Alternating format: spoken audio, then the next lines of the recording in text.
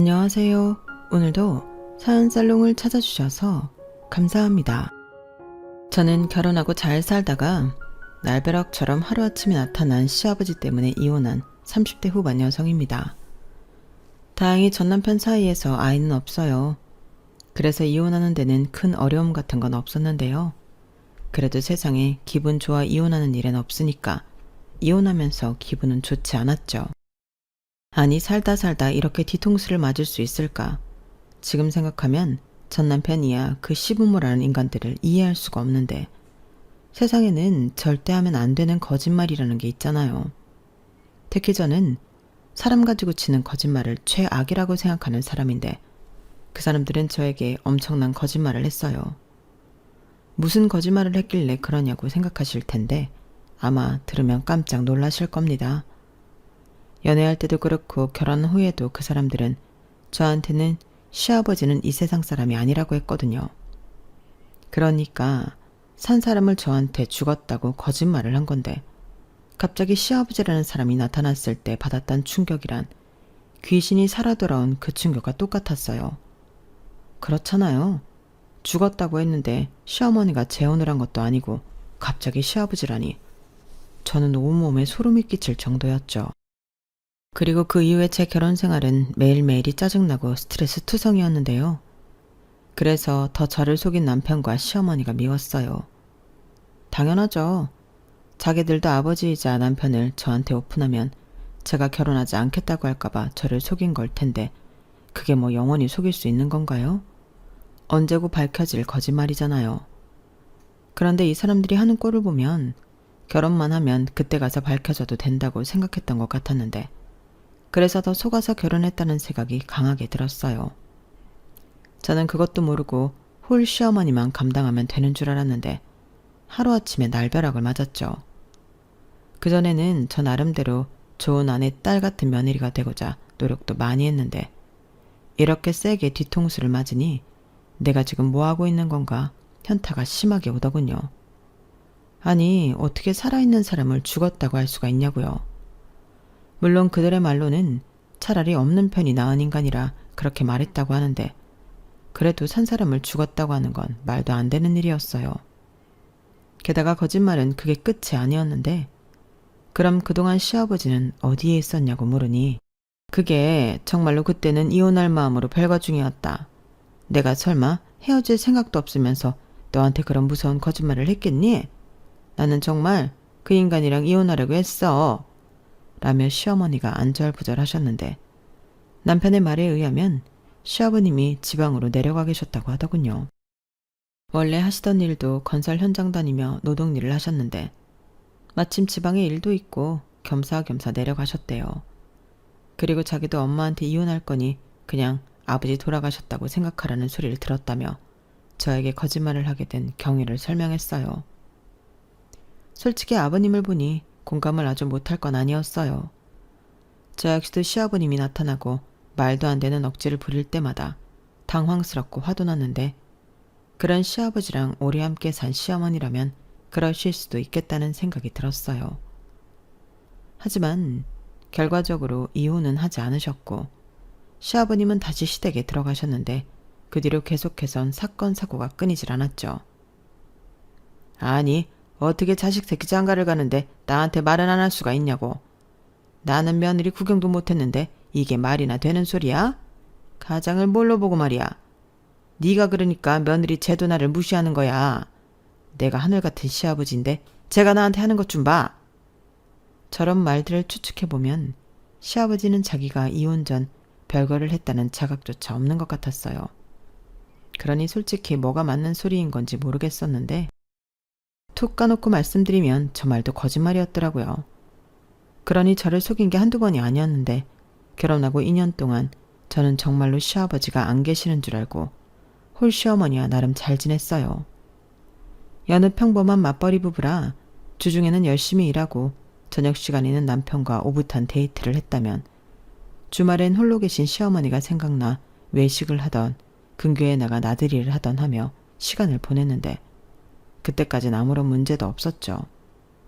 시어머니가 저를 엄청 예뻐하셨거든요. 그리고 저를 좋아해 주시는 시어머니를 보며 더는 더욱 잘해드리고 싶었는데요. 그래서 남편이 저한테 고마운 마음이 컸어요. 게다가 결혼 자체가 저희 친정에서 많은 걸 해주신 터라 남편은 늘 처갓집에 자라라는 사위였는데 제가 외동딸이었거든요. 그에 반면 남편은 먼저 시집간 누나가 있었는데 저는 신우를 상견례 때도 보지 못했고 결혼식에서 딱 한 번 봤어요. 사는 곳도 멀었고 집에는 그닥 정이 없어 보였는데 그래서인지 남편이든 시어머니든 신우 얘기는 잘 하지 않더라고요. 그리고 결혼하고 2년이 넘어갈 때 시아버님이 나타나셨는데 볼 때마다 놀랄 노자였어요.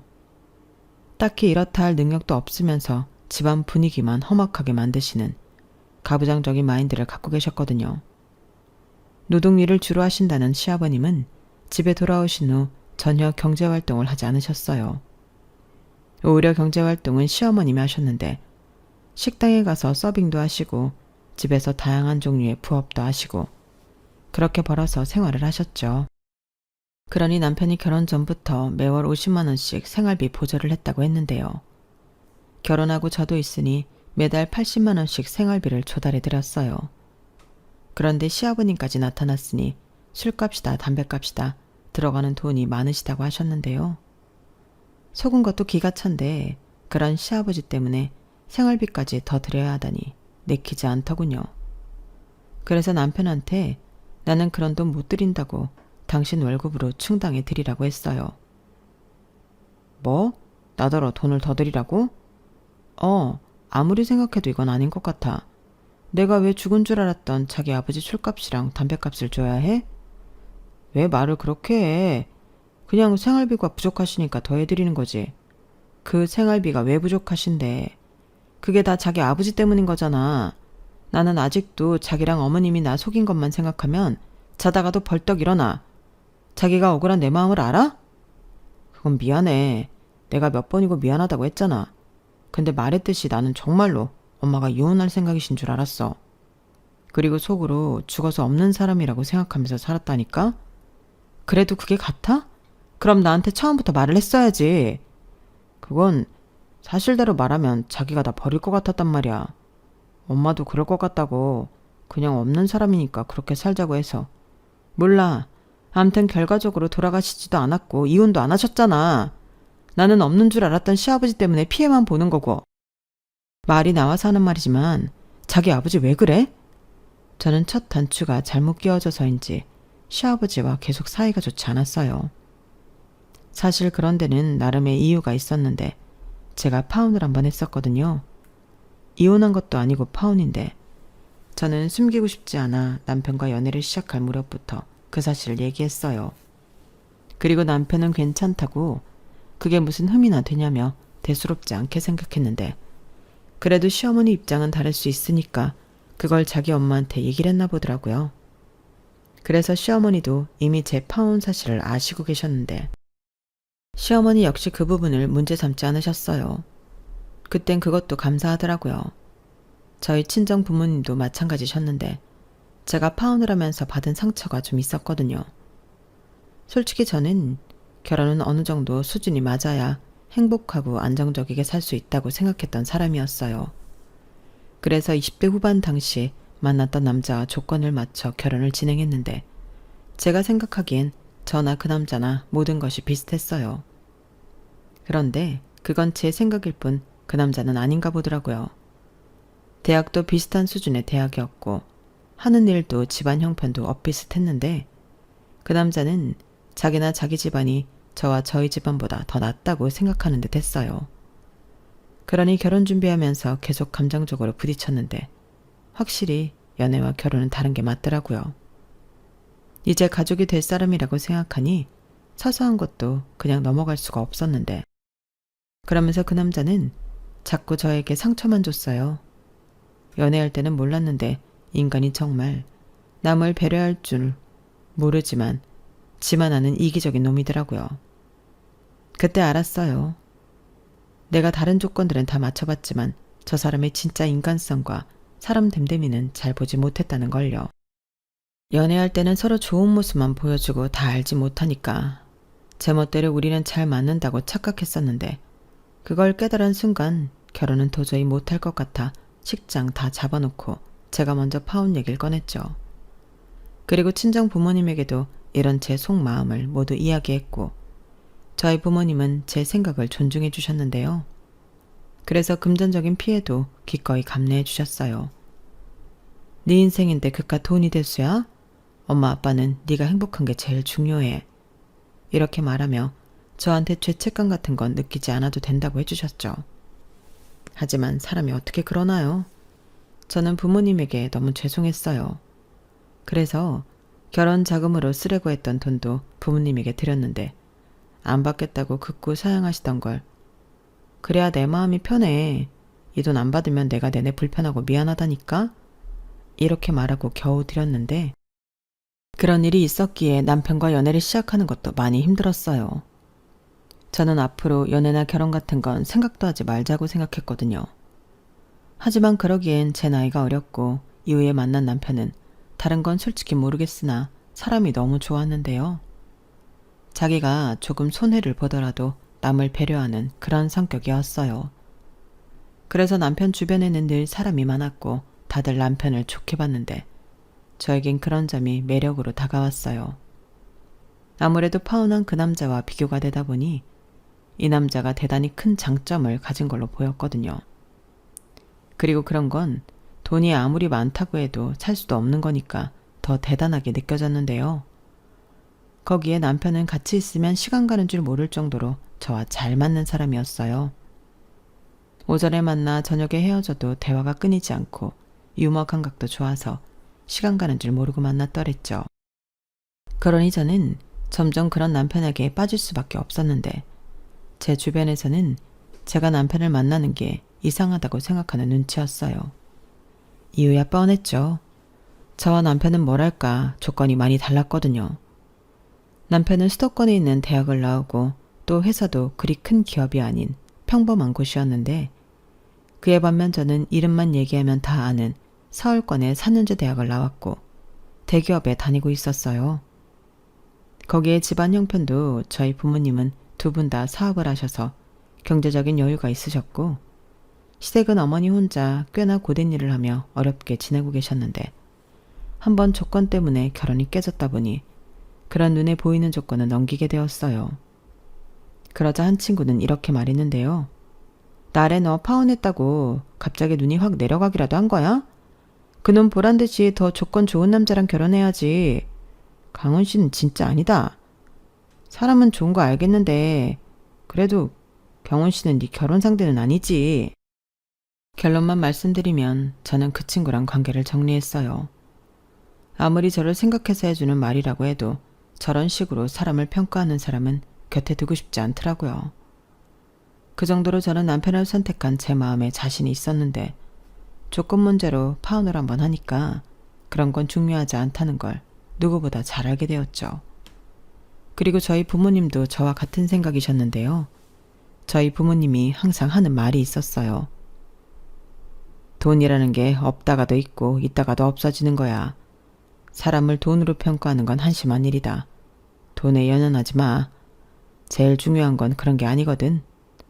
세상에는 돈 주고도 살 수 없는 귀한 것들이 많단다. 이런 말이었는데요. 그런 생각을 갖고 계신 부모님이셨기 때문에 형편이 좀 어려워 보이는 사돈도 기꺼이 괜찮다고 하셨어요.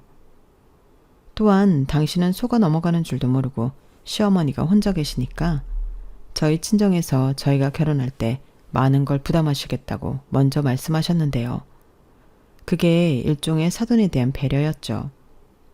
저희가 연애를 2년 조금 넘게 했는데 둘 다 30 중반을 넘었기 때문에 할 거면 하루라도 빨리 결혼을 하는 게 낫겠다고 생각했거든요. 그런데 문제는 남편이 모은 돈이 많지 않았다는 거였죠. 제가 아니라 남편 스스로가 그렇게 생각했어요. 당시 남편은 본가에서 나와 회사 근처에 따로 살고 있었어요. 그 집이 월세 오피스텔이었죠. 거기에 시어머니 생활비 보조까지 해드렸으니 모은 돈이 없는 건 당연하다 이해했는데요. 그래서 저희 친정 부모님이 자발적으로 그때 시세 4억인 아파트를 신혼집으로 해주셨어요. 그런데 갑자기 홀 시어머니가 아니었다고 하니 이게 무슨 경우냐며 저도 저희 부모님도 황당 그 자체였는데 거기에 무슨 이유인지는 모르겠지만 시어머니가 꼼짝도 하지 못하시더라고요.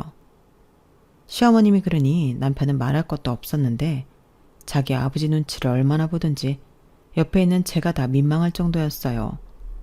거기엔 설상가상으로 시아버지라는 인간은 점점 선을 넘으셨는데 무슨 생각으로 그러셨는지는 모르겠지만 시어머니가 당신 남편한테 제가 파혼한 적이 있다는 말을 하신 모양이더라고요.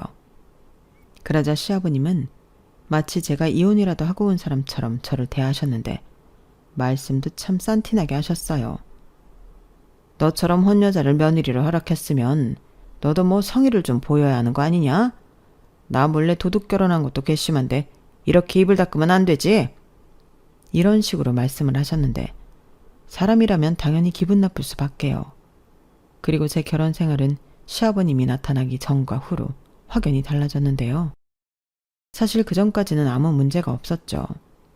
어디까지나 제가 거짓말에 속은 줄 몰랐을 때 일이긴 했는데 저는 전처럼 남편과 지낼 수 없었어요. 그전에는 그렇게 남편과 함께하는 시간이 행복하고 좋을 수가 없었는데 이젠 남편과 나누는 얘기들이 시아버님 얘기가 많아지다 보니 대화를 하고 있으면 짜증부터 났는데 그렇다 보니 아예 남편이랑 대화 자체를 하고 싶지 않아졌어요. 그렇다고 파혼했던 것처럼 결혼을 깨자니 그것도 마냥 쉬운 일은 아니었는데 감사하게도 시아버님이 그런 저를 정신 차리게 해주셨죠. 시아버님은 주말이면 저희 부부를 집으로 오라고 하셨는데 그러면 당신이 뭘 드시고 싶은지 그걸 먹으러 가자고 하셨어요. 오늘은 소고기 먹자. 며칠 전부터 고소한 소고기가 먹고 싶었는데 주말까지 참느라 현기증까지 났다니까. 내가 식당도 다 예약해뒀으니까 얼른 가자. 이렇게 저희가 시댁에 도착하자마자 앉지도 못하게 바로 식당으로 가게 했는데 메뉴판을 보고 깜짝 놀랐어요. 가격이 정말 장난이 아니더라고요. 결국 네 사람 식사를 마치고 나오니 50만 원 가까이 금액이 나왔는데 당연히 시아버님은 당신이 내실 마음이 1도 없으셨죠. 그렇다고 잘 먹었다고 고맙다고 하는 법도 없었는데 이번에는 회를 좀 먹어볼까? 요즘은 뭐가 제철인가? 이왕이면 룸이 있는 그런 횟집이 낫겠지. 나는 코스가 좋다. 라며 아주 뱃속에 전생에 재벌 거지가 들어앉았는지 늘 그렇게 먹는 거에 목숨을 거시더라고요. 그러니 자연스럽게 시댁에 가고 싶지 않았는데요.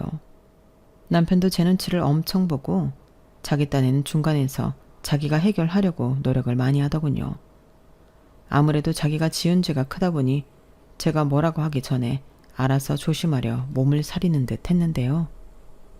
늘어난 시댁 생활비도 결국엔 남편이 20만 원 더해서 100만 원을 맞춰드렸거든요. 그러니 시어머니는 고맙고 미안하다며 저한테 눈물바람을 하셨는데 그러면서 나는 정말이지 지금이라도 저 인간이랑 갈라서고 싶다. 근데 저러고 집에 들어앉아서 꼼짝을 하지 않으니 내가 이혼하자는 소리를 할 수가 있니? 지금도 욱하는 승질에 자기 마음에 안 들면 상부터 엎어버린 인간인데 내가 말을 못해서 그렇지 어떤 날은 둘이 있기 무서울 때도 있어. 라고 당신도 고충이 많다고 하소연을 하셨죠. 그러니 저야말로 제 억울함을 따지고 싶어도 말을 하지 못했는데 솔직히 돈도 돈이지만 시아버님의 태도가 마음에 들지 않았죠. 시아버님은 부자 사돈을 만나 당신이 땡 잡았다고 생각하셨거든요. 게다가 제가 파혼 경험이 있으니 자기가 그걸 누려도 된다고 생각하시는 것처럼 보였는데 한 번은 사고를 쳐도 대형 사고를 치셨어요. 그건 바로 당신 분수에도 맞지 않는 외제차, 그것도 벤츠를 뽑았다고 하더라고요. 그러고는 그때도 여지없이 저희 부부를 호출하셨는데요. 저는 가기 싫다고 했어요. 그런 사고를 친 줄도 모르고 이번에는 또 뭐가 드시고 싶으신 건데? 내가 진짜 먹는 거 가지고 이러고 싶지 않은데 정말 너무하잖아. 어쩌다 한 번이면 내가 말을 하네. 우리한테 돈 맡겨놨어? 라며 이번에도 외식으로 저희 집 생활비 축 내시라고 하는 줄 알았는데 남편이 좋게 거절하려 전화를 드리니 오늘은 외식하자고 하는 거 아니니까 그냥 와라. 내가 논의할 게 있어서 그래. 너 혼자 오지 말고 네 차 꼭 데려와. 라고 시어머님이 저를 꼭 데려오라 하셨다는데요. 저는 그때도 솔직히 내키진 않았어요. 그런데 시어머니가 전화를 하셔서 우리 며느리 좋아하는 우렁된장찌개랑 갈비찜 해놓을 테니까 꼭 와라. 이렇게 말씀하시며 저에게 꼭 당신 집에 오라고 하셨는데 시어머니 전화까지 받았는데 안 가기도 그렇고 결국 내키지 않은 걸음을 시댁으로 옮겼어요. 그러자 대형 폭탄이 제 앞에 떨어졌고 저는 빵 하고 폭발하고 말았는데요. 내가 남들 다 있는 차를 한 대 뽑았다. 계약금은 내가 걸었고 6개월 뒤라고 했나? 그때 차가 나오는데 차 할부금은 니들이 내. 네? 그게 무슨 말씀이세요? 차 할부금을 왜 저희가 내요? 왜긴 시아버지 타는 차인데 자식들이 내는 게 뭐가 이상하냐? 아버지 갑자기 무슨 차예요? 그 차 타고 어디 가시려고? 어디든. 너 내가 갈 데 없을까 봐 그러냐? 차가 있어야 어디 나가서 일을 하지. 내가 요즘 일을 못하는 게 차가 없어서 그래. 그리고 내 나이에 차 없는 사람이 누가 있냐? 나도 창피해서 밖에도 못 나가고 그러니까 계속 이렇게 집에만 있고. 그래서 고민 끝에 차를 사기로 했다. 네 엄마도 찬성했어. 어머니 정말이세요? 그게 일을 하려면 차가 필요하다고 하니까. 근데 할부금은 생각을 못했지 뭐냐. 부담 줘서 미안하다. 네 시아버지 일하면 내가 생활비라도 좀 적게 받을게. 이 사람이 지금 무슨 말을 하는 거야? 내가 일만 해봐. 그깟 생활비 받을 일 없지. 니들 나 차 할부금 내주면 생활비 안 줘도 된다. 내가 벌어서 네 엄마 줄 거니까. 그러니까 니들도 멀리 보면 손해보는 장사가 아니야. 시아버님은 마치 어디 약속받은 일 자리라도 있는 것처럼 큰 소리를 뻥뻥 치셨어요. 하지만 차도 무슨 경차 같은 게 아닌 벤츠라는 걸 알았을 땐 제 기분이 달라졌는데 그 차가 일을 할 때 필요한 차로는 전혀 느껴지지 않았거든요. 그래서 제가 시아버님에게 무슨 일을 하시길래 벤츠가 필요하냐, 전혀 앞뒤가 맞지 않는 거 아니냐고 따졌는데요. 시아버님은 제가 하는 말이 기분이 나빴는지 어디서 배워먹은 버르장머리냐며 자기가 다 생각이 있어서 그렇게 한 거라며 저는 자기가 시키는 대로 따르기만 하라고 역정을 내셨어요. 아니, 할부금도 책임지지 못하시면서 무작정 자기 말만 들으라니 어이가 없었죠. 저는 그렇게 못해요. 저희도 못 찾는 탈을 그 비싼 할부금을 다달이 내라고요? 말도 안 돼요. 말이 왜 안 돼? 너 시집 올 때 나한테 해준 거 없잖아. 이 사람한테 들어보니 너 우리 집에 날로 왔던데? 뭐라고요? 어머니, 정말 그렇게 말씀하셨어요? 아니 나는 당신은 내가 입조심하라고 했는데 말을 그렇게 하면 어떡해요? 내가 나한테 해준 건 딱히 없다고 했지. 얘네 부모가 집 해줬다고 했잖아요. 그 집은 우리가 사는 집이 아니잖아. 그리고 그 부모가 우리 좋으라고 그 집을 해줬나? 자기 딸 좋으라고 해줬지. 명의도 얘 앞이라며. 그럼 우리 아들은 아무것도 아니란 소리잖아. 그러니 벤츠 정도는 받아야 계산이 맞지. 아버님, 그렇게 따지면 저야말로 시집 올 때 받은 게 없어요. 저희 부모님한테는 집이라도 받았다 치지만 시댁에서는 뭘 해주셨는데요? 어허, 너 왜 여자가 시집을 온다고 하지 않고 시집을 간다고 하는지 아냐? 네가 우리 집에 온 거야. 그리고 내 아들이 장가를 갔지. 그러니까 우리는 너를 받아줬다 이 말이잖아. 한번 댕겨온 너를 받아줬는데 우리가 너한테 뭘 더 해주냐? 아버지, 말 조심해요. 누가 한번 다녀와요. 그냥 파혼한 거지 이혼한 게 아니라고요. 그거나 저거나지. 결혼할 정도면 할 거 못할 거 다 했을 텐데 결혼식 안 올렸다고 헌 여자가 새 여자 되냐? 못난 놈. 너는 네 처가에서 집 해준다고 했을 때 왜 가만히 있었어? 그 뭐냐? 그래, 공동명의 해달라고 했어야지. 정말 지긋지긋하네요.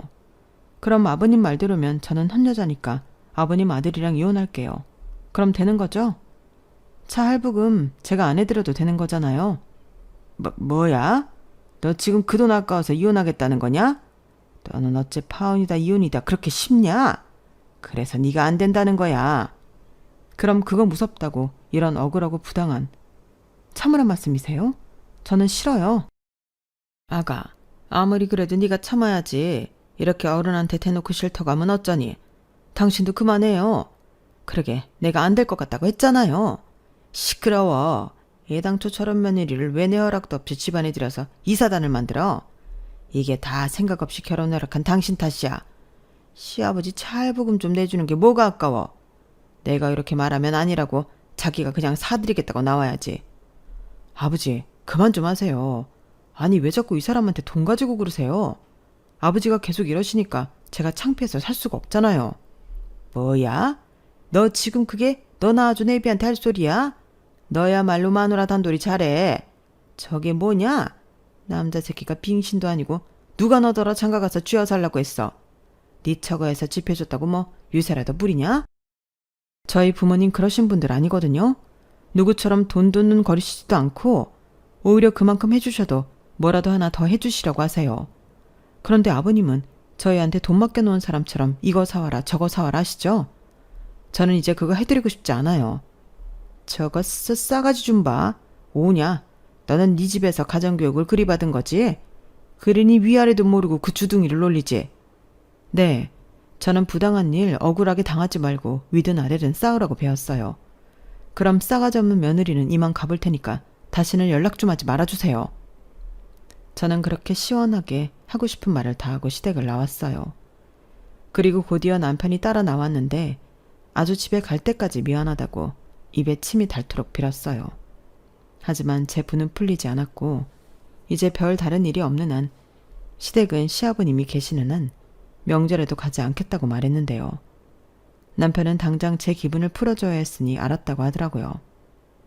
저는 그래서 이번이 마지막이란 생각으로 생활비 드리던 것도 예전처럼 남편이 보내던 50만 원을 줄이고 시어머니 전화는 받되 시아버님 번호는 차단해버렸어요. 분명 보내드리던 생활비가 줄었기 때문에 저한테 전화를 하실 수도 있는 시어머니셨는데 당신도 제가 왜 그런지 아시는 건지 따로 연락도 하지 않으셨죠.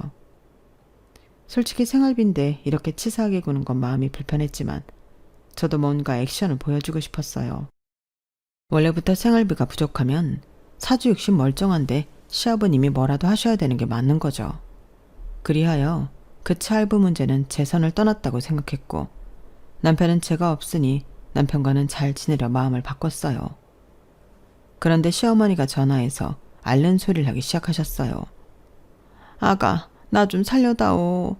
네 시아버지 당장 차 살 돈 안 만들어 오면 가만 있지 않겠다고 난리를 치는데 내가 하루하루가 무서워서 살 수가 없다. 네가 좀 어떻게 해결해주면 안 되겠니? 이번 한 번만. 네 시아버지가 자기가 언제 비싼 차 타보냐고 아주 눈깔이 돌았어. 저렇게 저에게 도와달라고 하셨는데요. 참, 시아버지라는 사람 가지가지 한다고 생각했어요. 속이 고구마 100개는 먹은 것처럼 답답하더라고요.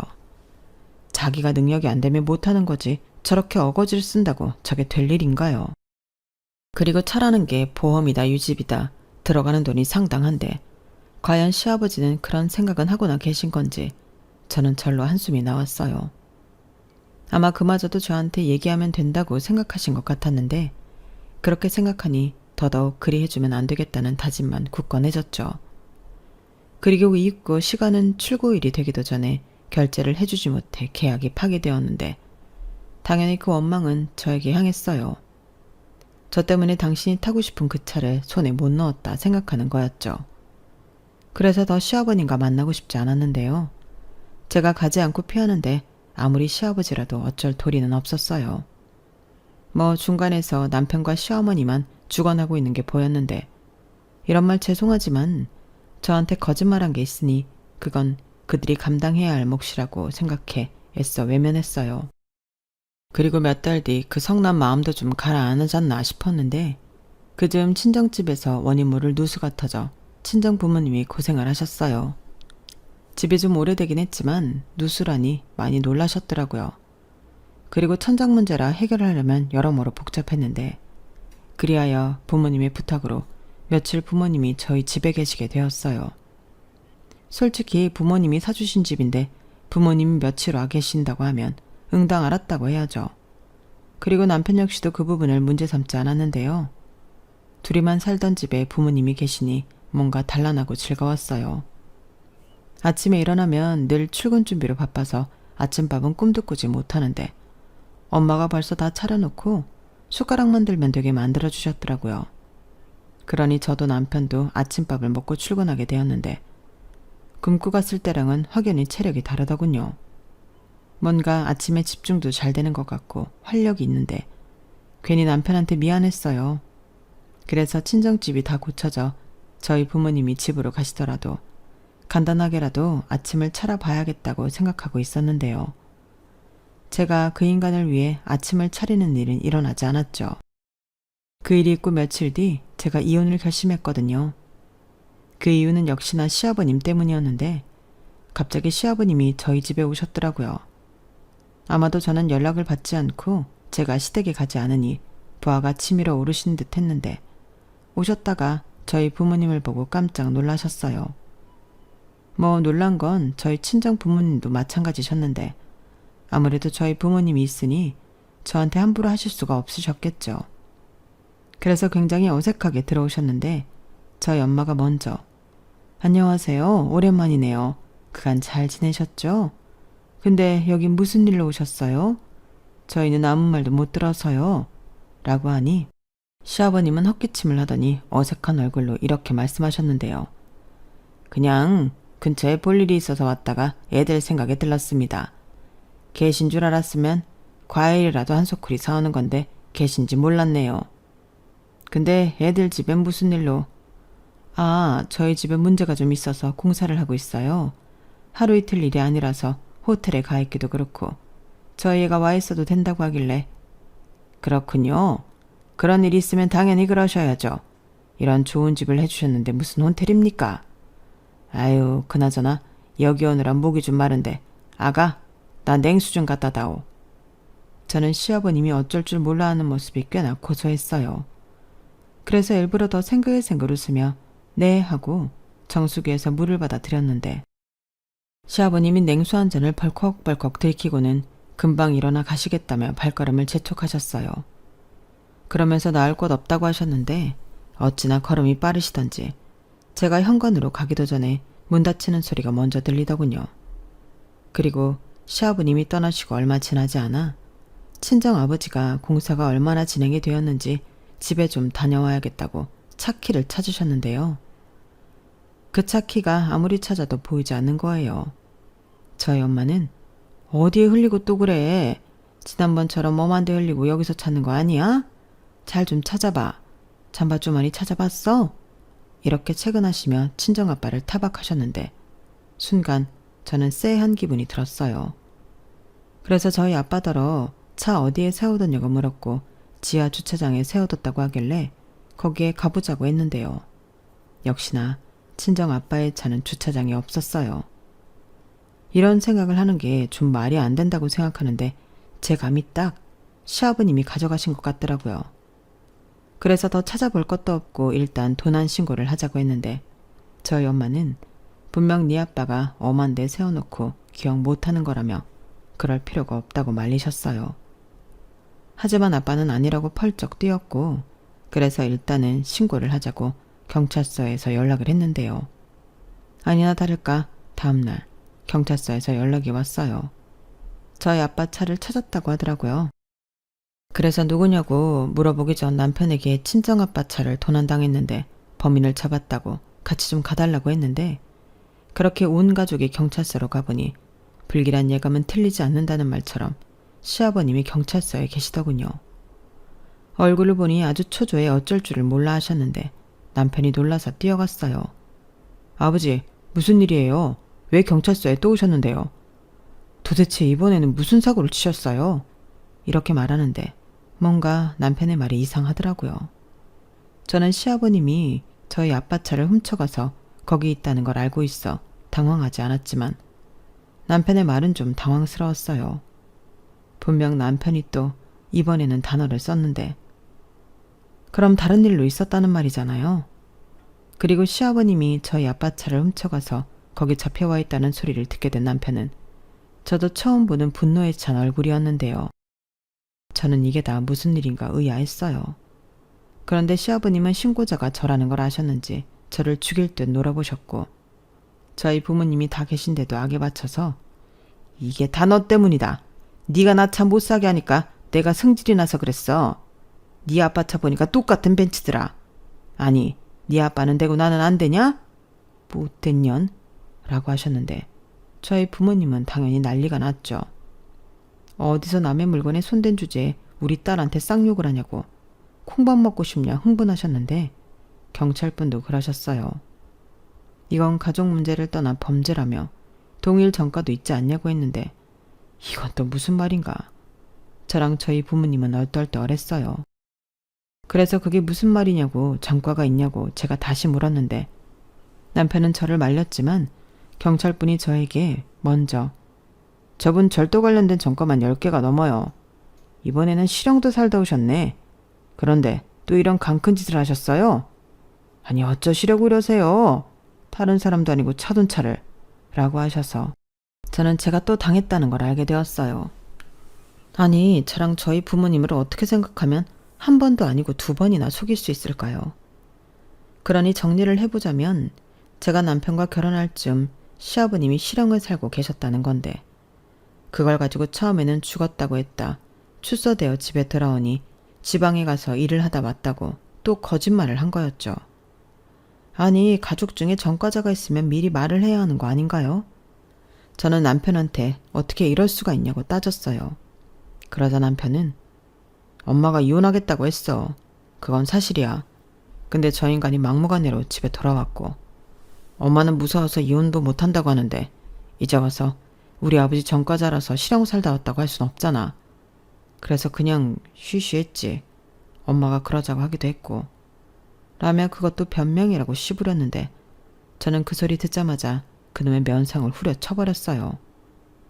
죽었다고 거짓말한 것도 겨우 참고 넘어갔는데 이젠 다른 거짓말까지 믿음이 완전 깨졌거든요.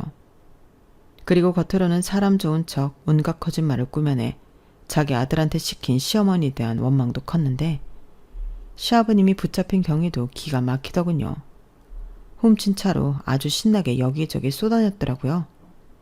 그리고 경찰차가 있는데도 버젓이 과속하다 걸리셔서 잡혔다고 하시는데 그 차가 도난 신고된 차다 보니 딱 걸리신 거예요. 그리고 훔친 게 아니고 사돈한테 빌린 거라고 거짓 주장을 하셨다는데 시아버님은 며느리 때문에 자기가 개망신을 당했다며 연신차를 원망하는 소리를 하셨죠. 거기에 이 사태를 사과하느라 연신 저희 부모님에게 머리를 숙이는 당신 아들을 보고 뭐 하는 짓거리냐며 뻔뻔한 태도를 보였어요. 이놈아, 내가 너 그렇게 비굴하게 살려고 키웠냐? 너도 말이야. 내가 시간을 줬으면 알아서 네 처를 설득했어야지. 내가 뭐 그깟 차 좀 갖다 쓴 거 가지고 그렇게 대역죄를 지었어? 내가 그 차로 사람을 쳤냐? 하여간 있는 것들이 더해요. 아유, 더러운 세상. 거참 사돈끼리 이러지 맙시다. 뭐 저런 뻔뻔한 인간이 다 있나. 그래서 당신이 한 짓이 잘못이 아니라는 거야? 당신이 그러니 당신 아들도 저러는 거지. 자식 앞에서 부끄럽지도 않아? 아니 어디서 반말이야. 나는 아들 쪽 애비야. 아무리 사돈이라고 해도 내가 위라고. 무슨 사돈끼리 위아래가 있어. 여보 안 되겠다. 저 사람 합의해주지 마. 나래야. 합의해주지 마. 이번에도 실형 살게 그냥 둬. 뭐야? 너 지금 말 다 했냐? 어디 시아버지를 실형을 살게 해. 내가 이런 말까지는 내 안 하려고 했는데 너 아무리 그래도 사람이 그러는 게 아니다. 네가 언제나 나 시어머니 집에 오라고 한 적 있냐? 그런데 네 부모는 며칠씩 집에 있게 하고 내 아들 불편하게 그러는 게 아니지. 차도 그렇다. 너 나 무시하느라 안 해준 거잖아. 그러게 왜 자꾸 무시당할 짓을 하세요. 저도 할 말 진짜 많아요. 저라고 갑자기 나타난 전과자 아버님 좋은 줄 아세요? 이건 범죄라고요. 경찰분도 그렇게 말씀하시잖아요. 그럼 사람이 적어도 미안한 기색은 보이셔야죠. 왜 자꾸 제 탓을 하세요? 너 지금 누구 가르치냐? 그래 너 잘났다. 그렇게 잘나서 너는 시아버지 신고나 하냐? 다른 집 며느리들은 상상도 못하는 일이다. 다른 집 며느리들은 시아버지 용돈도 두둑히 주고 잘 봐달라고 선물도 한다는데 너는 뭐 하나 나한테 해준 게 없잖아. 제가 아버님 봉이에요? 왜 자꾸 저한테 돈돈돈거리세요? 저 아버님 때문에 도저히 저 사람이랑 못 살아요. 저도 저희 부모님 앞에서 면이 있죠. 저희 이혼하면 그건 아버님 때문이니까 꼭 기억하세요. 뭐야? 자기야 왜 그래? 여기서 갑자기 왜 우리 이혼 얘기를 해? 아니지. 그냥 홧김에 하는 소리지? 아니 진심이야. 이 꼴을 봐. 그리고 어떻게 나를 또 속여? 그럼 다음엔 또 어떤 걸로 속일 건데? 아니 이참에 거짓말한 거 있으면 다 털어놔. 아니야 이제 없어 진짜야. 그래? 근데 나는 못 믿겠어. 그런데 내가 이제 자기랑 어떻게 살아? 나 우리 아빠 차 훔쳐간 전과자 시아버님 감당 안 되고 자기한테 거짓말하라고 시키는 어머니도 싫어. 우리 여기서 끝내자. 저거 봐요. 조금만 지 맘에 안 들면 저리 남자를 잡아대니 파혼도 당하고 그런 거겠지. 이봐요. 말 조심하네요. 당신이 뭘 잘했다고 이래. 김서방, 나도 더는 자네 집에 우리 딸 못 맡기네. 우리 인연은 여기까지라고 생각하세. 장인어른, 자네가 정말 우리 애를 생각한다면 더는 힘들게 하지 말고 헤어져 달라고 할 때 헤어져. 장모님, 아이고 아주 지랄 연병을 하네. 그래, 까짓 거 너 위자료 빵빵하게 챙겨서 이혼해라. 네가 뭐가 아쉽냐? 이혼은 여자한테 흠이지 남자한테는 흠이 아니야. 그쪽에서 이혼하자고 하는 거니까 위자료나 두둑히 주쇼. 위자료? 기도 안 차네. 당신 사람 잘못 봤어. 누가 위자료를 줘야 하는지 어디 끝까지 해볼까? 저는 합의할 의사 없으니 법대로 처벌해 주세요. 동일 전과했으니 가중처벌 가능하죠? 꼭 그렇게 해주세요. 아니 이 양반아, 사돈끼리 왜 이래? 이게 감정적으로 이를 키울 문제야? 이봐, 거참 그냥 가면 어떡해? 야, 너 이씨, 너 나 나가면 가만 안 둔다? 시아버님은 경찰서 밖으로 나가는 저와 저희 가족을 향해 그렇게 악담을 늘어놓으셨어요. 남편만이 그 자리에서 망연자실했는데 저는 최대한 좋게 합의 이혼하려고 했으나 저희 부모님이 이대로는 억울해서 안 된다고 하시더라고요. 그리하여 처음부터 산 사람을 죽었다 거짓말한 것부터 시작해 차량 도난 사건까지 줄줄이 엮어 소송을 하게 되었는데요. 시어머니가 남편 앞으로 날아올 이혼 소장을 받아보시고 놀라서 저를 찾아오셨어요. 아가, 이게 다 뭐냐? 그래, 내가 듣긴 했어. 정말 미안하다. 그 인간이 미쳤지. 아니 차에 눈이 돌았어도 그렇지 어떻게 사돈 차를. 그래도 우리 아들은 잘못이 없잖아. 소장 읽어보니까 이대로 가면 우리 아들만 덤탱이를 쓰게 생겼던데 이건 아니지. 이렇게 저를 붙잡고 이혼은 하더라도 그냥 도장만 찍자고 하셨는데 그 와중에도 시어머니는 자기 잘못은 저한테 한마디도 하지 않으셨어요. 도리어 이렇게까지 일을 크게 만든 게 저희 부모님이지 않나며 너무하다고 하셨는데 거기에 덧붙이길 그깟 차 그냥 준 건데 선물로 줬다고 생각하시지 뭘 그렇게 있는 양반들이 그래. 네 시아버지 이번에 실형 살면 언제 나올지 몰라 라고 하셨는데요. 황당하더군요. 솔직히 저는 시어머니가 저한테 고마워할 줄 알았거든요. 같이 있는 거 싫고 이혼하고 싶은 마음이라면 그런 남편 깜빡 넣어준 제가 고마워야 맞는 거 아닌가요? 그런데 저렇게 말하는 걸 보니 이혼하고 싶다는 말도 거짓말 같았고 저는 더 이상 상대할 필요가 없다고 생각했어요. 그리하여 저는 법대로 할 거니 억울하시면 변호사 선임하라고 이야기하고 그날 이후 남편은 내쫓고 소송이 시작됐는데 소송은 생각보다 길지 않았어요. 뭐 워낙 저쪽에서 주장할 것 없이 그런 것도 있는데 깨끗하게 승소했죠. 재산 분할할 것도 없고 아이가 없어 양육비 싸움도 할 필요가 없으니 아무래도 다른 이혼 소송들에 비하면 쉽더라고요. 거기에 그들의 거짓말로 인한 정신적 위자료만 정식으로 청구해 1,000만 원 받게 되었는데 그건 남편이 다달이 저한테 지급하기로 했어요. 그렇게 끝난 이혼이었는데 남은 건 상처뿐이었죠. 그래서 저는 살던 집을 전세를 주고 부모님 집으로 들어왔는데 저희 아빠도 재수없다고 그 차를 팔았다고 하셨어요. 그리고 보란듯이 더 좋은 차를 뽑으셨는데 제가 어느 정도는 도와드렸죠. 저희 아빠는 아빠가 돈이 없냐?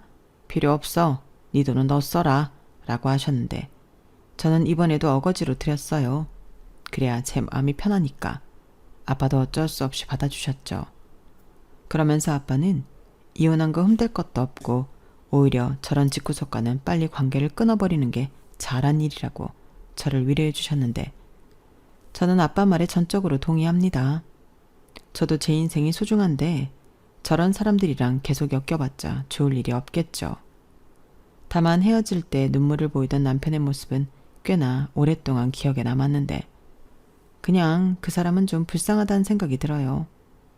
하지만 어른인데 해도 되고 하면 안 되는 건 분간을 할 수 있어야죠. 그리하여 저는 저희 이혼에 남편의 책임이 크다고 생각하는 바 후회는 없는데요. 부디 앞으로 우연이라도 마주치는 일은 없었으면 좋겠습니다.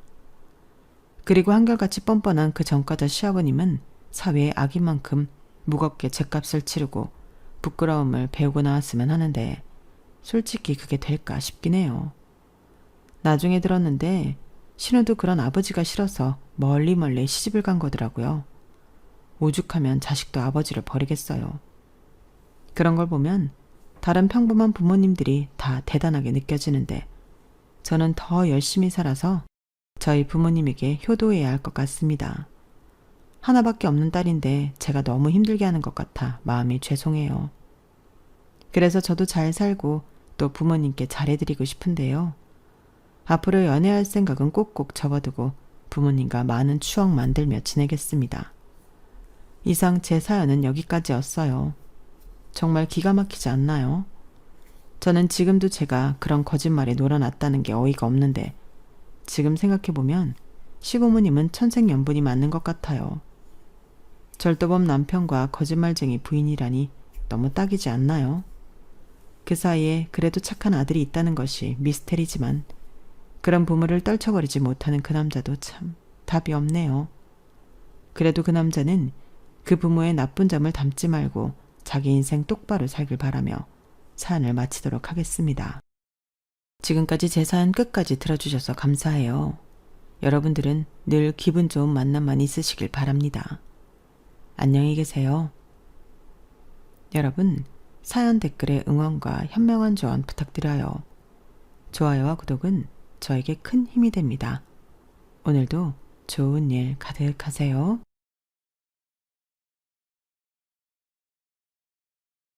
안녕하세요. 오늘도 사연 살롱을 찾아주셔서 감사합니다. 작년 이맘때 저희 할아버지의 마지막 제사가 있었어요. 저희 엄마가 지난 40년 동안 한 해도 빠지지 않고 지내온 제사였어요. 10여 년 전 저희 아빠가 세상을 떠나시고도 엄마는 할아버지 제사를 멈추지 않았어요. 남들은 남편이 세상을 뜨면 시댁과 연을 끊고 산다고들 하는데 저희 엄마는 아빠가 돌아가신 이후에도 10년 이상 시댁 제사를 지내며 살았어요. 그렇다고 해서 누구 하나 고마워하거나 감사 인사조차 하지는 않았지만요. 오히려 시부모 제사는 맏며느리의 도리라며 당연하게 받아들이더라고요. 솔직히 자식 입장에서 내 엄마가 이런 대접을 받는 게 많이 속상하고 화가 나곤 했어요. 엄마는 누군가에게 인정받으려고 제사를 지내는 건 아니라고 하시지만 저는 오히려 그 반대라고 생각해요. 따지고 보면 며느리는 자식은 아니잖아요. 남의 자식이 남의 집안 어른의 제사를 지내주는 건데 그렇다면 고마워해야 하는 게 당연한 거 아니겠어요?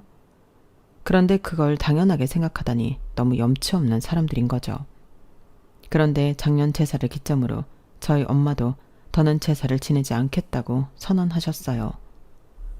순하고 착한 저희 엄마의 마음을 하루아침에 돌아서게 한 사건이 있었거든요. 그럼 지금부터 40여 년간 시아버지 제사를 지냈던 저희 엄마가 제사를 그만둔 사연을 전해드리겠습니다. 저희 아빠는 사남매 중 장남이세요. 아빠한테는 2살 아래의 여동생과 그보다 어린 남동생이 둘이 있어요. 아빠는 고등학교를 졸업하고 서울로 상경해 홀로 대학 생활을 하셨어요. 저희 본가가 경기도 용인이거든요. 통학을 하기에는 조금 먼 거리여서 대학 근처에서 하숙을 하셨대요. 그렇다고 생활이 어렵거나 하진 않았던가 봐요.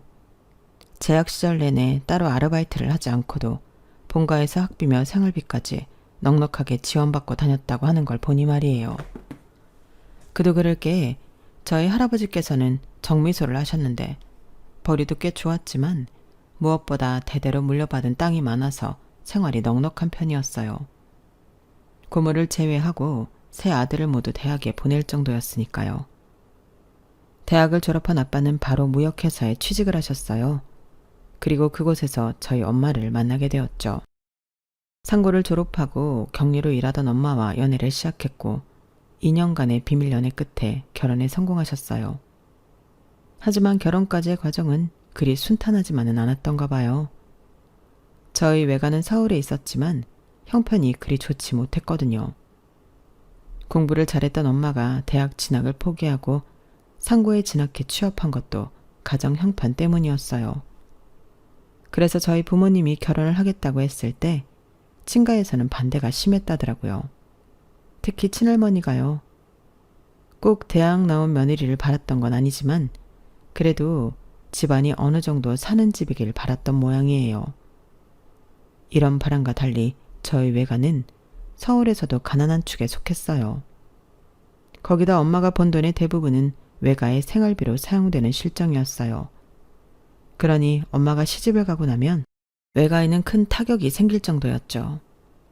그렇다고 딸의 결혼을 막아가면서 친정을 위해 희생하라고 할 수도 없었어요. 이래저래 엄마는 속이 타들어갔지만 이런 사정을 모르는 할머니께선 혼수며 예단으로 저희 엄마를 괴롭히셨어요. 못해도 장이란 그릇장은 자개장으로 해오라는 둥 시댁 식구들은 물론 사돈의 팔촌까지 답내 입으리며 옷을 해드리라는 둥 며느리 사정은 생각 않고 오로지 집안 사람들 앞에서 본인 자존심 세울 생각만 하셨던 거예요. 결국 이 모든 걸 도저히 감당할 수 없었던 엄마는 아빠한테 도움을 청했고 아빠가 대신 나서서 할머니와 단판을 지은 끝에 혼수와 예단은 없던 일로 하기로 했어요. 상황이 이러니 할머니가 심기가 좋을 리가 없었죠. 결혼하기 전부터 지 남편한테 쪼르륵 달려가 일러 바치는 버릇은 어디서 배웠니? 내가 살다 너같이 못 배워먹은 애는 처음 본다. 이래서 가정교육이 중요하다는 거야. 그래, 여우같이 내 아들 꼬셔서 시애미 망신 주고 얼마나 편하게 살 수 있는지 한번 두고 보자. 안 그래도 저희 엄마한테 감정이 안 좋던 할머니는 이번 일로 속으로 칼을 가셨어요. 하나만 걸리면 그걸로 가만 안 두겠다는 식으로요. 그리고는 끝내 치졸한 방법을 쓰셨어요. 어머님, 혹시 제가 졸업한 학교에 다녀오셨어요? 그래, 그게 뭐 어쨌다고 그러니? 네가 하도 공부 잘했다고 하길래 그 말이 맞긴 한 건지 확인차 가봤자. 자식은 엄마 머리 담는다고 안 하든? 그러니 며느리가 어느 정도 머리가 있는지 알아보는 건 당연한 거 아니겠어? 왜? 이번에도 우리 상훈이한테 쭈루룩 달려가 일러 바칠 거니? 할머니는 저희 엄마가 졸업한 고등학교에 찾아가 기어이 성적표까지 확인하신 거예요. 저희 엄마를 아끼셨던 고3 때 담임선생님이 연락을 해주셔서 엄마가 그 사실을 알게 되었고요. 정말 황당한 일이 아닐 수 없었죠. 그런데 할머니는 그런 짓을 벌이고도 당당하기만 했어요. 요즘 세상에 시어머니가 며느리 몰래 성적표를 떼어본다면 몰상식한 시어머니로 인터넷 기사에도 났을 거예요. 하지만 그 당시에는 시어머니들의 만행이 정말 도를 지나치던 시절이었던 탓에 저희 할머니의 이런 행동은 좀 유별날 시어머니 정도로만 치부될 뿐이었죠. 저희 할머니가 이렇게 저희 엄마를 못마땅히 했던 데는 사실 다른 이유가 있었어요. 아빠가 엄마랑 사귀기도 전부터 이미 할머니는 아빠의 결혼 상대를 점 찍어 놓은 상태였던 거예요. 할머니가 생각해두었던 며느리감은 본가 근처에 있는 국민학교 선생으로 아빠와는 한 동네에서 나고 자란 여자였어요. 직업 자체가 당시 시부모가 원하는 최고의 며느리 직업이기도 했지만 그 외에도 이유가 있었는데 그건 바로 그분이 교육자 집안 딸이라는 거였어요. 저희 본가는 돈 있는 지방 유지였지만 남들 앞에 내세울 집안 배경은 없었거든요. 그래서 며느리 집안 배경을 끌어다 일종의 신분 세탁을 하려고 했던 거였어요. 물론 그런 할머니의 계획은 아빠의 고집으로 수포로 돌아갔지만요. 그럼에도 끝까지 포기할 수 없었던 할머니는 저희 엄마가 인사를 간 그날부터 결혼식을 올린 이후까지도 사사건건 비교하기 시작하셨어요.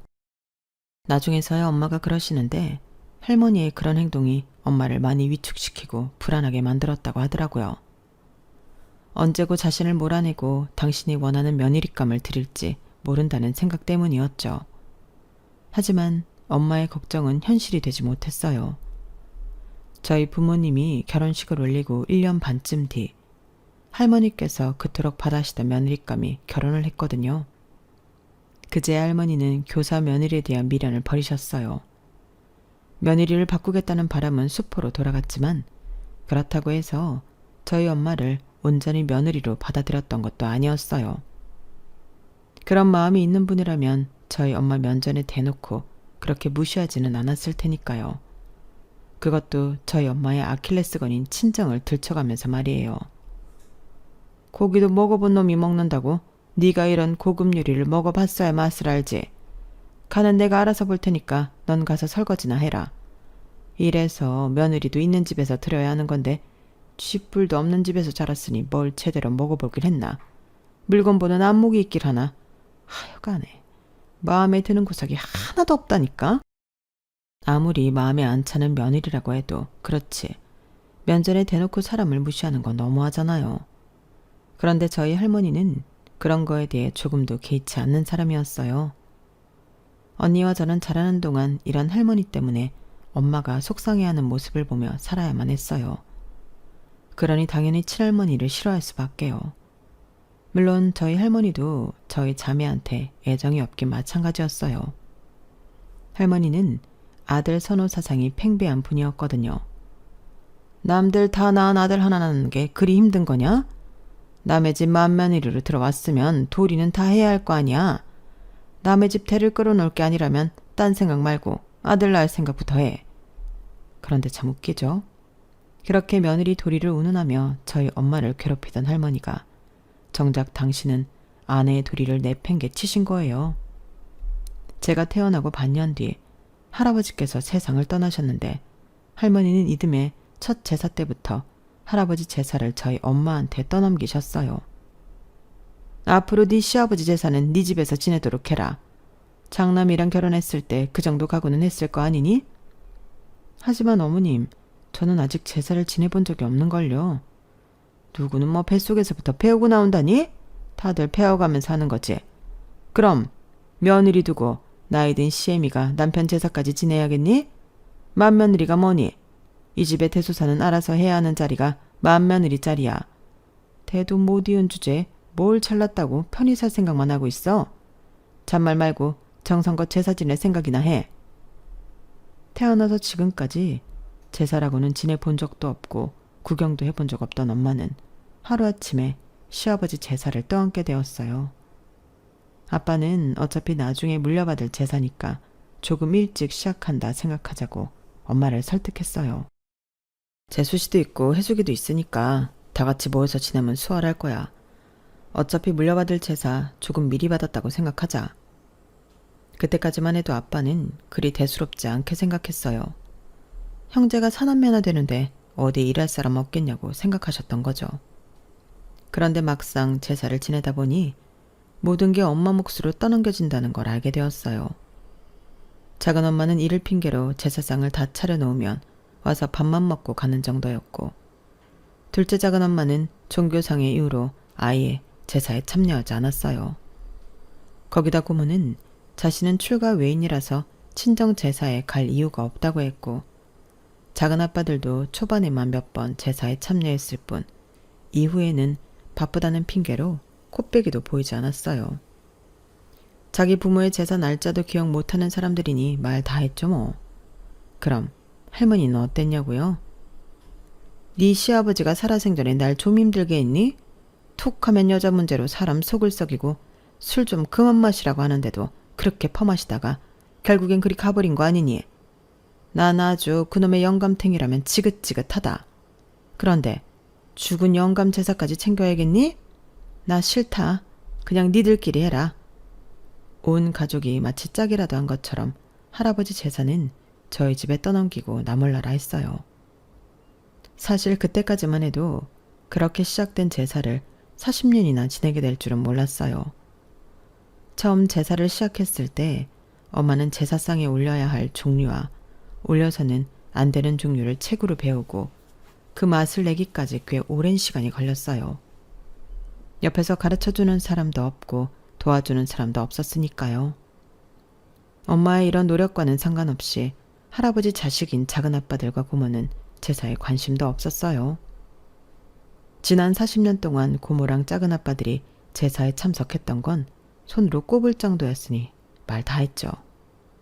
그러면서 입으로는 매번 재산은 며느리 몫이다 라는 말도 안 되는 소리를 떠들어댔어요. 말이나 못하면 밉지라도 않지. 그리고 이런 말도 안 되는 논리는 저희 자매한테까지 이어졌어요. 제가 대학교 1학년 때였는데요. 하필 할아버지 제사와 저희 과 MT가 겹친 거예요. 대학에 들어가서 처음 가는 MT라서 부모님께 부탁해 제사를 빠지고 MT를 가게 됐는데 그 얘기를 들은 작은아빠가 제게 전화를 했더라고요. 혜림이 너 제정신이야? 제사 빠지고 MT 간다며. 넌 자식아 명색이 손녀딸이 돼서는 할아버지 재산 빠지고 어딜 간다고 그래? 애가 아주 정신이 나갔어. 자만 말고 엄마랑 같이 집에서 제사 음식이나 만들어. 대학생 되더니 아주 정신이 나갔어 이게. 작은아빠는 마치 제가 제 본분을 다하지 않고 노는 데만 혈안이 된 사람처럼 몰아세웠어요. 솔직히 저요. 초등학교 2학년 때부터 엄마를 도와서 명절이며 제사 음식을 만들어 왔어요. 저랑 언니는 고3 때도 제사상에 올라갈 전을 부치고 있었다고요. 자기들은 명절에 해외로 여행을 다니고 제삿날에도 아랑곳 않고 자기들 스케줄대로 지내는데 말이죠. 그런데 더 웃긴 게 뭔지 아세요? 우리 자매가 이렇게 강요 아닌 강요를 받으며 할아버지 제사를 챙길 때 작은아빠네 딸은 단 한 번도 제사에 온 적이 없다는 거예요. 자기 딸은 그렇게 끔찍이 챙기고 애지중지하면서 저희 자매한테만 자신들이 해야 할 일을 떠넘긴다니 정말 어이없지 않나요? 엄마는 이런 대접을 받으면서도 참고 살 수 있을지 모르겠지만 저는 도저히 못 그러겠더라고요. 그래서 솔직하게 대받아쳤어요. 작은아빠, 그럼 수진이는요? 수진이도 할아버지 손녀잖아요. 그런데 왜 저랑 저희 언니한테만 손녀의 책임을 지우고 작은아빠 딸 수진이는 열애시키세요? 그리고 따지고 보면 자기 부모 재산은 자식들이 지내는 게 맞잖아요. 그런데 왜 고모랑 작은아빠, 둘째 작은아빠는 제사에 안 오세요? 그래놓고 조카인 제가 딱 한 번 제사에 불참하는 걸 두고 뭐라고 하실 자격이 있나고요. 그동안 쌓였던 게 많았던 저는 그날 솔직한 제 심정을 말했어요. 그랬더니 어떻게 됐는지 아세요? 할머니가 저희 엄마한테 전화해서는 자식 교육 제대로 안 시켰다고 엄청 뭐라고 하셨어요. 어디 할머니뿐인가요? 둘째 작은아빠랑 고모까지 전화해서는 난리를 치더라고요. 솔직히 저는요. 이런 상황을 진작에 저희 아빠가 정리했어야 한다고 봐요. 모든 걸 엄마한테 떠넘기고 뒤에서 사람 좋은 척만 하면 안 되는 거였다고요. 아빠가 제대로 집안 상황을 정리하지 못했기 때문에 엄마가 고생하고 저희 자매까지 먹지 않아도 될 욕까지 먹고 산 거잖아요. 아빠는 왜 이럴 때 가만히 있어? 엄마랑 우리 힘든 거 안 보여? 아빠가 나서서 제대로 정리를 해야지. 아빠는 우리 집 가장이잖아. 할아버지 제사인데 누가 일하면 어떠니? 그리고 제사 열심히 지내면 저승에서 할아버지가 니들 앞길도 열어주실 텐데 뭐가 억울해서 그래. 자기 복은 자기가 하는 만큼 받는 거라고. 그러니까 하기 싫은 거 한다고 생각 말고 내 복 짓는다 생각하고 해. 말이 좋아서 자기 복 짓는 거지. 그저 집안에 분란이 있는 게 싫어서 그런 거란 걸 제가 모를까 봐요.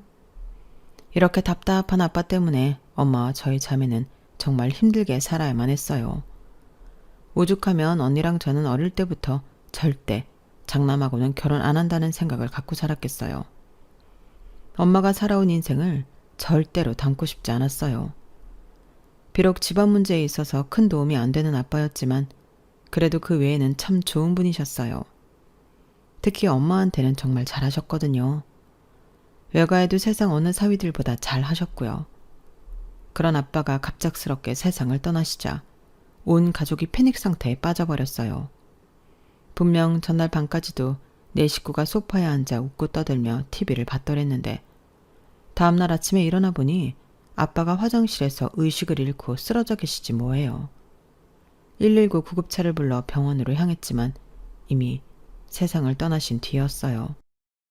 밤사이 안녕이라는 말처럼 아빠는 그렇게 연기처럼 세상을 떠나셨고 이후에 우리 가족은 많은 어려움을 겪어야 했어요. 아빠 외벌이로 살아가던 집이라서 당장 생계에 타격이 컸어요.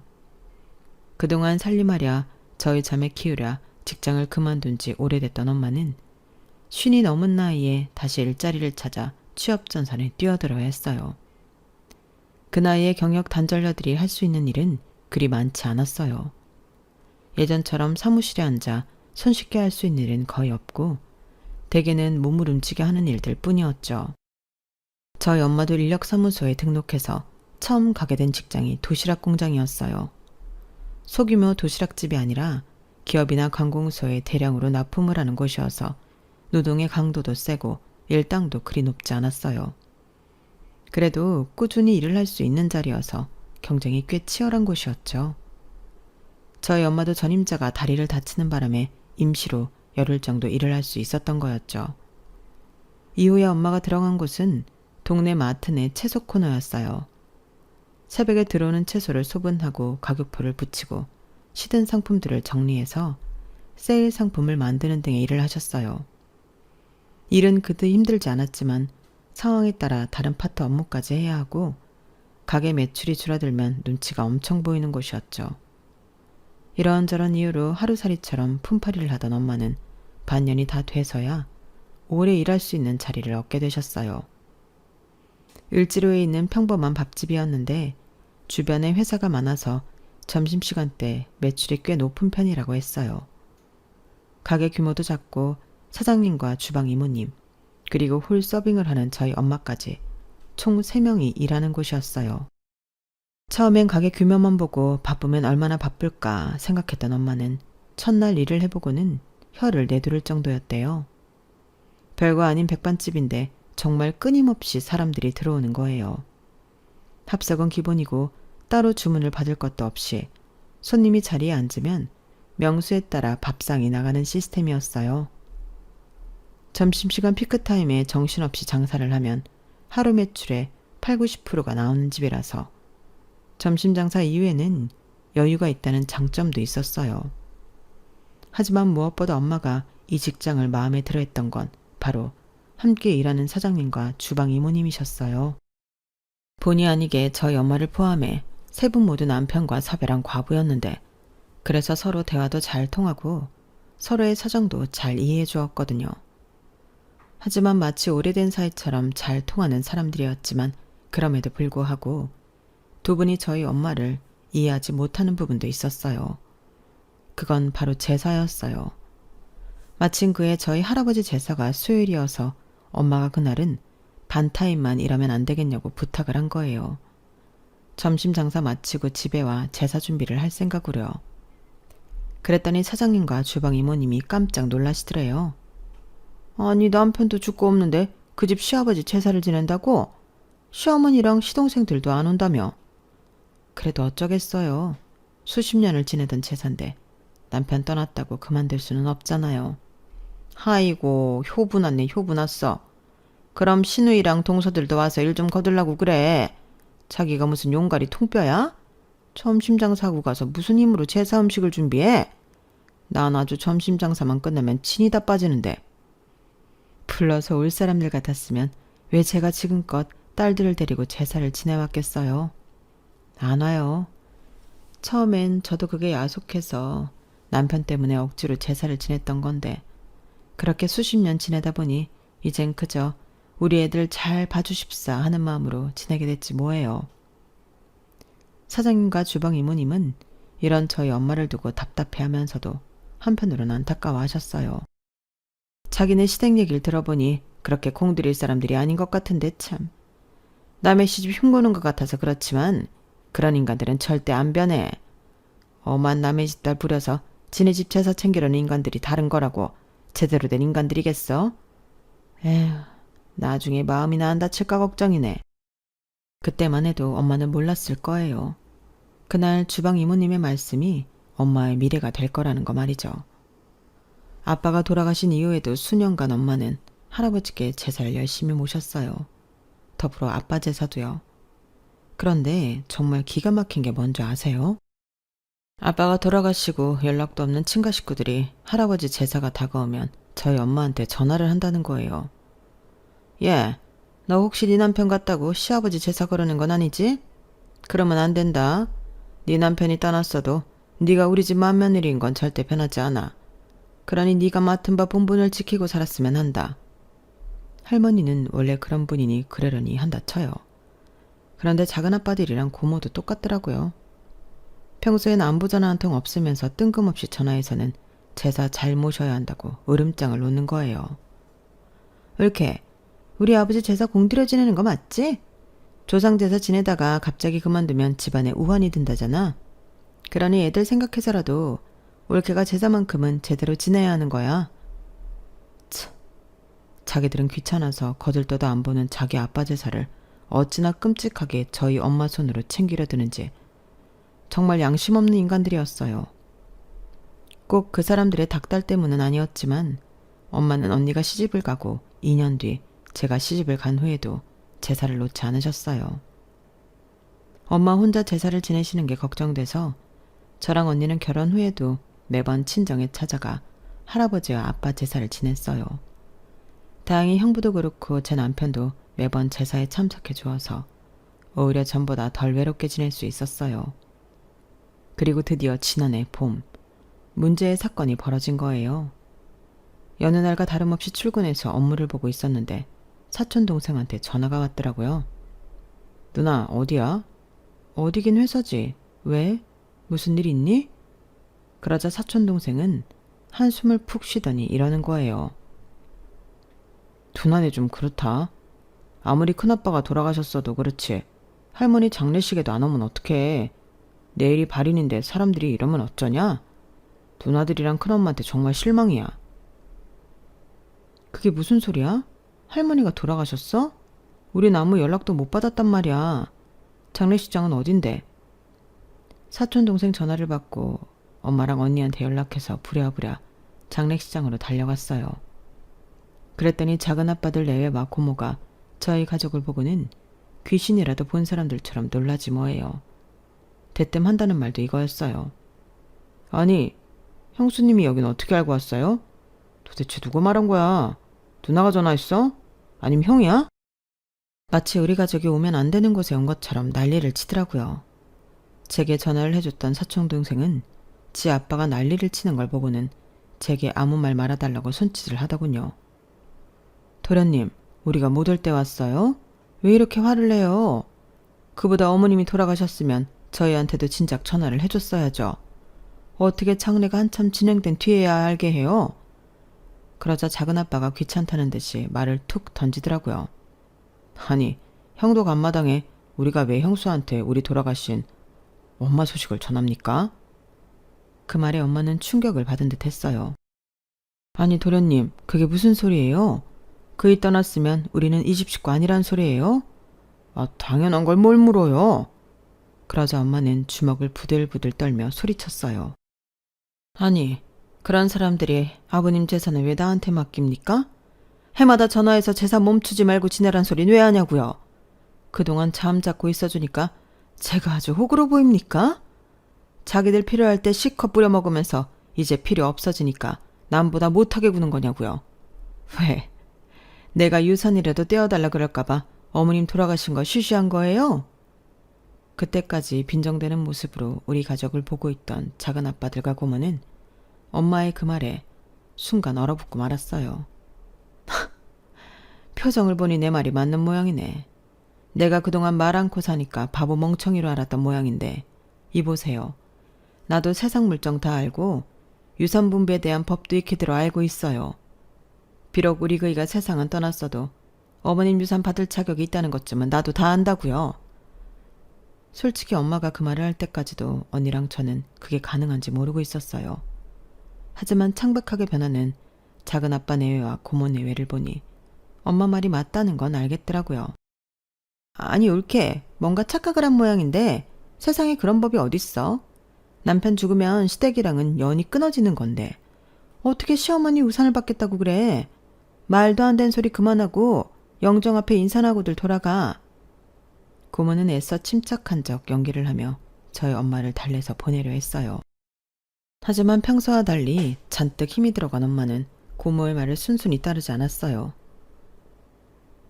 손바닥으로 하늘을 가리세요. 어디 그런 말도 안 되는 소리를 하십니까? 유산 상속에 대해 잘 모르겠으면 길 건너 변호사 사무실에라도 가서 물어보세요. 남편이 시부모보다 먼저 세상을 떠났을 때 배우자가 남편을 대신해 유산 상속자의 자격을 갖는다는 거 나도 다 알고 있어요. 그래서 우리한테 어머님 돌아가신 거 숨긴 거잖아요. 안 그래요? 여기 올 때까지만 해도 사실 유산에 대해 별 마음이 없었는데 당신들 하는 꼴을 보니 안 되겠네요. 내 남편 몫의 유산 한 푼도 빼먹지 않고 다 받아내야겠어요. 아니, 형수가 무슨 자격이 있다고 그걸 받아요? 무슨 자격? 어머님이 남긴 유산 그거 다 아버님이 남기신 거 아닌가? 아버님 돌아가시고 40년 동안 그 제사 누가 지냈는데 도련님이 지냈어? 아니면 딸이 지냈어요? 아니잖아요. 내가 어린 내 딸을 데리고 40년 내내 지내왔다고. 자격을 논한다면 지 부모 제사도 나 몰라라는 니들보다는 내가 더 자격이 있지. 자식으로서 부모한테 해야 할 도리는 안 하고 돈만 챙기려는 니들은 솔직히 아버님 유산 받을 자격도 없다고. 아무튼 난 당장 변호사 선임해서 내 몫의 유산 받아낼 테니까 그렇게들 알아요. 얘들아, 가자. 엄마는 평생 처음으로 시댁 식구들 앞에서 큰 소리를 땅땅 치시고는 개선장군처럼 저희 자매를 데리고 장례식장을 나섰어요. 그래서 결과는 어떻게 됐냐고요? 변호사 사무실을 찾아가 보니 정말 엄마 말 그대로더라고요. 그래서 아빠 몫의 유산을 온전히 다 받아낼 수 있었어요. 그리고 그의 할아버지 제사 때 엄마가 제사상에 술을 올리며 그러셨어요. 아버님, 아버님이 주신 유산 잘 받았습니다. 지난 40년간 제가 아버님 제사상 차려들었으니 이 돈 받을 자격은 충분히 있다고 생각합니다. 그런데요, 아버님, 이제 저 아버님 제사 그만두려고요. 아버님이 미워서가 아니라 더는 제 딸들 힘들게 하고 싶지 않아서 그래요. 아버님한테 우리 그이랑 나머지 자식들이 중요한 것처럼 저한테도 우리 두 딸이 세상 무엇보다 귀하고 소중해요. 겨우 젓가락질하던 무렵부터 시아버지 제사상 차리느라 바쁘니 엄마 돕겠다고 옆에서 전 부치고 채소 다듬고 했던 내 딸들. 이제 더는 일 안 시키고 싶어요. 그러니 아버님이 이해 좀 해주세요. 오늘 마지막 제사상 잘 드시고 평안하게 잠드시길 바래요. 그렇게 엄마는 40년간의 시아버지 제사를 끝냈어요. 긴 시간 며느리의 의무를 다하고 이제야 자유가 된 엄마를 보니 대단하기도 안됐기도 했어요. 나라면 이런 대접을 받으며 그 긴 세월을 남의 집 제사는 안 지냈을 것 같거든요. 그래서 엄마한테 왜 바보같이 지금껏 제사를 지낸 거냐고 물었더니 엄마가 그러시네요. 네 아빠 때문이지 뭐. 내가 니네 할아버지랑 뭔 정이 있겠니? 결혼도 반대했던 분인데. 그래도 네 아빠가 내 친정아빠 제사 때마다 자기 부모 제사 모시듯 정성을 다해 모시지 않았니? 받은 게 있으면 주는 것도 있어야 한다고 나도 네 아빠한테 보답을 한 거지 뭐. 그게 이렇게 길어질 줄은 몰랐지만 말이야. 그래도 그 덕에 5억이 넘는 유산을 받았으니 나름 괜찮은 것 같긴 해. 1년에 한 번 제사상 차리고 40년간 5억 벌었으면 많이 번 거잖니? 엄마가 그래도 그 힘든 세월을 이렇게 유쾌하게 받아들이시니 다행이다 싶었어요. 그런데 여기서 저는 궁금증이 생기더라고요. 엄마, 근데 유산 분배에 대해 어떻게 그렇게 잘 알아? 나도 언니도 몰랐던 건데 말이야. 그러자 엄마가 피식 웃으시더니 그러시는 거예요. 실은 가게에서 점심 장사 끝내고 멸치 똥 따면서 듣는 방송이 있거든. 우리 가게 사장이 자주 듣는 유튜브 채널인데 거기에 이런저런 사연이 나오는 거야. 그걸 들으면서 셋이서 울고 웃고 화도 내다 보니까 남의 일 같지만은 않더라고. 그런데 하루는 나랑 상황이 비슷한 여자 사연이 나오더라고. 남편 죽은 지 얼마 안 됐는데 시댁에서 재혼시키려고 그 난리를 치더라는 거야. 알고 봤더니 시부모 유산 안 주려고 그런 거였다더라. 그때 그 사연 듣고 알았어. 남편이 시부모보다 먼저 세상을 떠났을 때 그 배우자가 유산 상속 자격을 갖게 된다는 걸. 우리 가게 사장이 나 유산 상속 받은 걸 듣고 자기한테 한턱 쏘라고 그러더라. 그 사연 자기 덕분에 들은 거 아니냐면서. 그래서 내가 한우로 쏘기로 했지 뭐. 그때 엄마가 사연을 들었던 채널이 바로 여기였어요. 그래서 이렇게 저희 집 사연도 보내게 되었답니다. 혹시 모르잖아요. 지금 제 사연을 듣고 저희 가족이 그랬던 것처럼 도움을 받게 될 분이 생길지도요. 그런 의미에서 저도 구독 버튼 꾹 누르고 갑니다. 지금까지 제 사연을 들어주셔서 감사합니다. 여러분들도 항상 밝고 행복하시길 바랍니다. 여러분, 사연 댓글에 응원과 현명한 조언 부탁드려요. 좋아요와 구독은 저에게 큰 힘이 됩니다. 오늘도 좋은 하루 되세요.